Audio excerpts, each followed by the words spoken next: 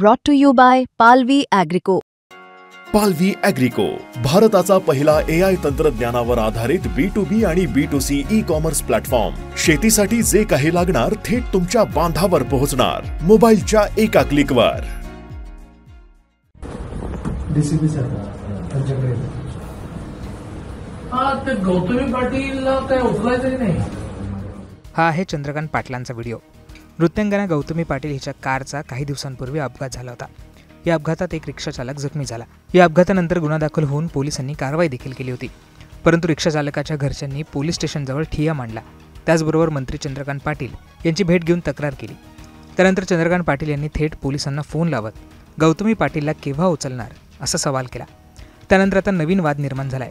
घडलेल्या अपघातानंतर पोलिसांनी गुन्हा दाखल करत ड्रायव्हरला ताब्यात देखील घेतलं होतं. दुसरीकडे गाडी गौतमी पाटीलची असली तरी ती अपघातावेळी गाडीत नसल्याचं समोर आलंय. अशावेळी चंद्रकांत पाटलांच्या वक्तव्यावर आता चर्चा होतीये. यावरच रोहित पवार यांनी पोस्ट लिहित चंद्रकांत पाटलांना काही सवाल विचारलेत.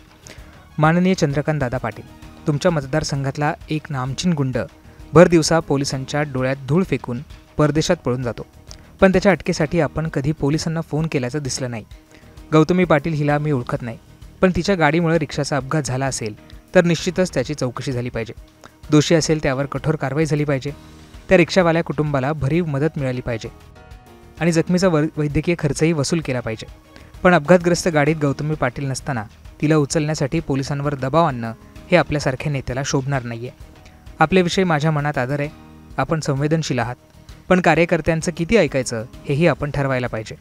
महिला, गरीब, सामान्य माणूस यांना त्रास देणाऱ्या गुंडांना जेरबंद करण्यासाठी मंत्र्यांनी असे फोन केले तर राज्यात खऱ्या अर्थाने रामराज्य येईल. पण गुंडांना पाठीशी घालून आणि निरपराधांना गुन्ह्यात गोवून मंत्री म्हणून आपण कोणता आदर्श घालून देत आहात असा सवाल देखील रोहित पवार यांनी त्यांच्या पोस्टमध्ये केला आहे.